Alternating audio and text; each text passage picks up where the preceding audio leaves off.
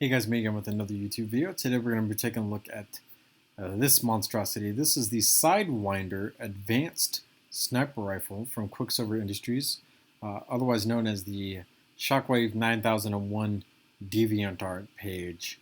I actually started work on this design way back in 2017 by actually designing the cartridge that you see here because I really liked the way that the cartridge looked.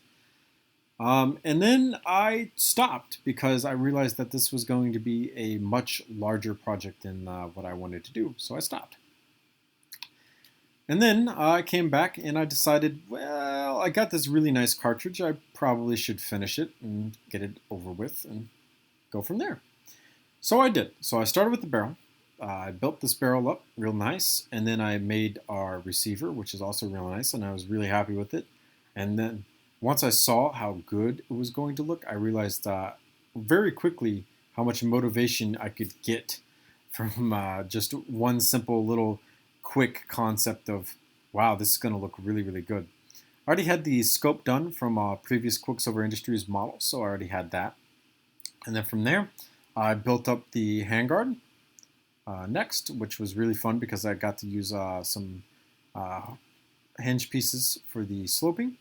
And then I finished a little bit more of the receiver itself and then the magwell, which also allowed me to make the magazine itself, which was really, really neat. This is a 5-round magazine. It does hold all 5 rounds, by the way. And it does go into the gun at a very unique angle, which was kind of hard to do, but really fun at the same time because it's a challenge to be able to get that to do what you need it to. From there, we finished the back of the bolt, the back of the receiver where the safety is, trigger guard, and the grip, as well as the stock and cheek rests. So you can see that this was, it's starting to take shape right about here, and it starts to look really, really good. I start loving the way that this looks. After that, we finish off the stock, add the monopod, and we were done. That's the whole rifle complete.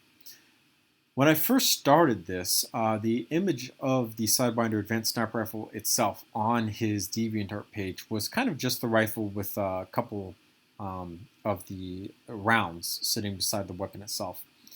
And then somewhere in the middle of the process, he actually updated the design to show it broken down sitting inside of a case. And I said, I like that. That's really neat. What if I did that out of Legos? And this is actually what we ended up with. So for those of you who have been sticking around for a while now and you've seen me stuff things in cases, this is kind of where it started. I really liked the idea of putting things inside of a case and decided that this would be where I started. So the barrel on threads, so I've taken the barrel off, and then where the barrel actually sits, I've just placed this light gray section. This light gray section would have to be removed when you place the barrel back on, but it does represent where it would thread in place. You have your magazine and you have your scope. So everything's broken down. It's inside the case. The case is closed up. It looks like this.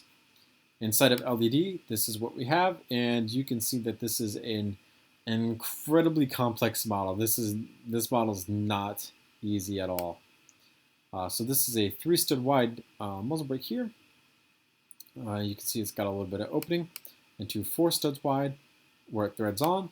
Then you have a 3-stud wide barrel coming down into a 4-stud wide section. Handguard is going to be 5 studs wide out to 7 studs, and then you have these little pieces coming back up to form a little bit of around this. Upper receiver is like 5, 6 studs wide. It's complicated because it's all mostly just plate building techniques, really. Your bolt is actually built sideways, so it's kind of 3 studs wide, but kind of not. At the same time, it's actually a little bit skinnier than 3 studs wide. Then you have your actual charging handle, or your the bolt assembly here, so you can just unlock, pull it back, and rechamber it as you go. Magwell and everything down here is all plate built sideways. This was really complicated to do, but it turned out really well, so I'm pretty happy with it. The magazine itself is also pretty much all plate built sideways. Like I said, it does hold 5 rounds. You can see them all stacked up right down there, which is really nice. And then This became a really difficult process because you can see that this is extremely wide up here.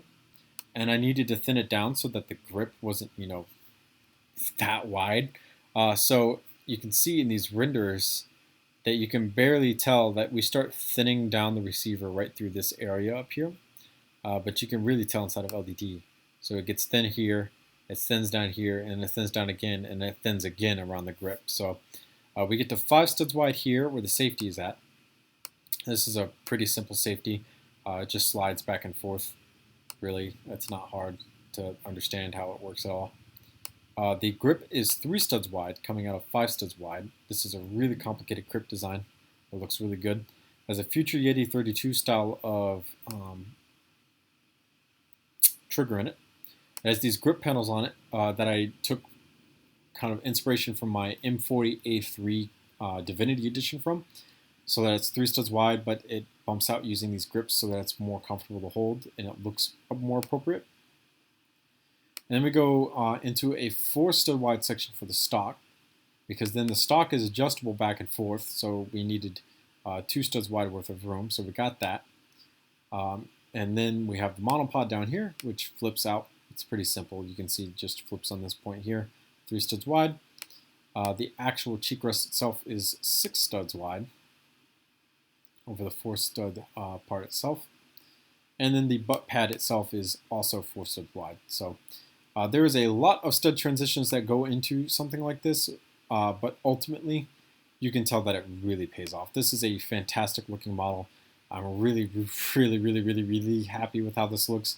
This is by far one of the best models I've ever made, and it's definitely a good way to begin the 2020 year. So thank you guys so much for watching. Remember, comment, and subscribe for more videos similar to this one. See you guys later in another YouTube video another time.